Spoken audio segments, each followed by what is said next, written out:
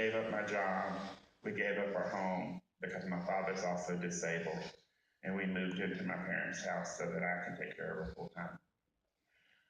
But with where I'm going with this is when I came by the house, I had not been home since January 5th overnight.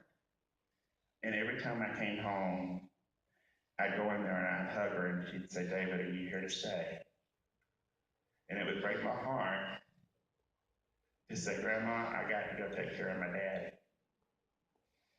And up until Brenda became lethargic on Wednesday before she passed away, all she did every day was ask about my mother. She was more concerned about my mother, who was in extreme, severe, critical condition. We thought we were going to lose her. She went on life support 3 times. And that's my best friend in the whole world. Every day, Brenda asked, how is Florette doing? She put her concern more on my mother than she did herself. So the one thing I will say, and I'm going to sum it up with this, is we only had, out of Stacy's 47 years, 48 years of life, she only had 3 good years with her mother. And that's been the last 3 years. And we were not prepared for her to leave. But this is the last thing I have to say. Brenda got on my nerves, y'all. I'll be honest with you. She did everything she could to get on our nerves. 2 o'clock in the morning, you'd hear her, Stacy!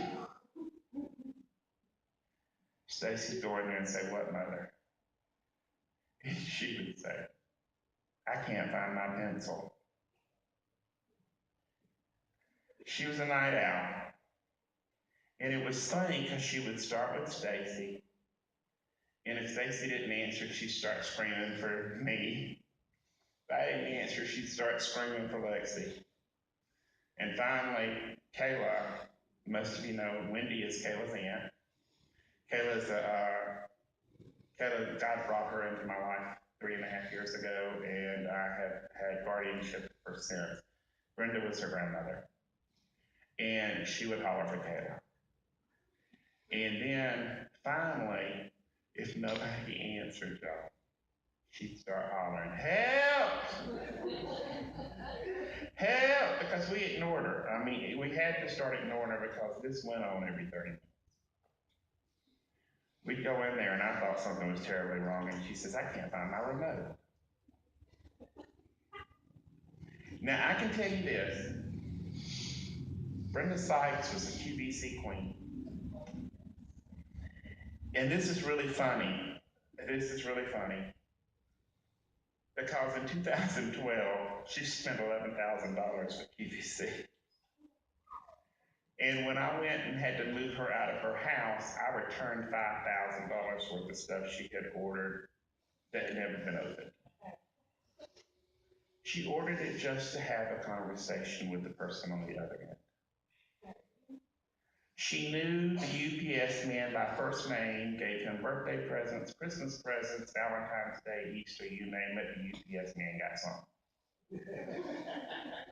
And so every time she called QVC, because she was one of their top customers, and now she ordered some crazy stuff.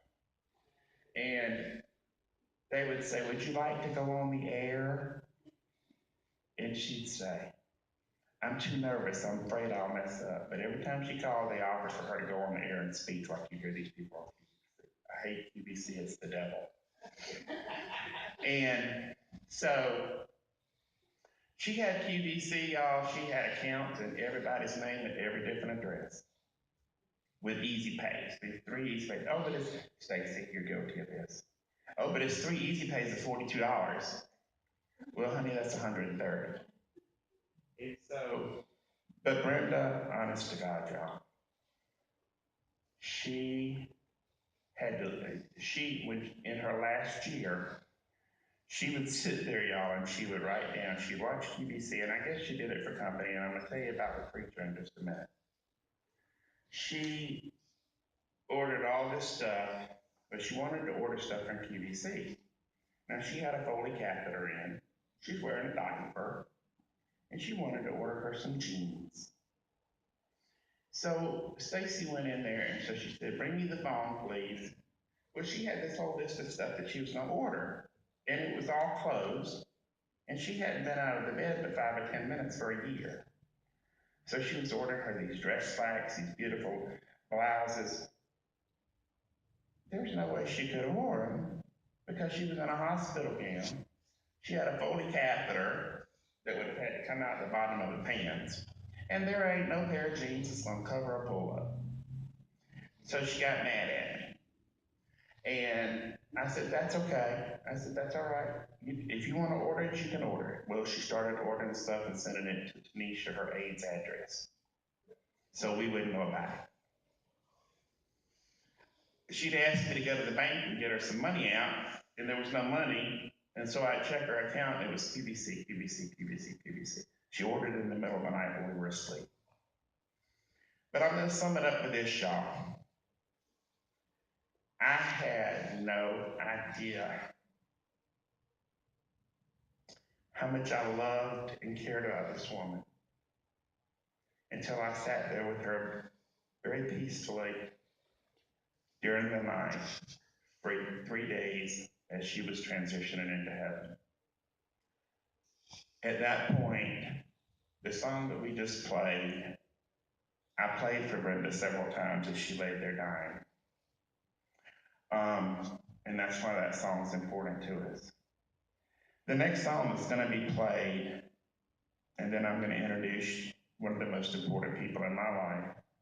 By the way, this is Dwayne back here helping with the service, y'all. That's one of my best buddies in the whole world, and they've taken their time on Saturday to come do this for us, and they didn't have to do that, and I'm so forever grateful.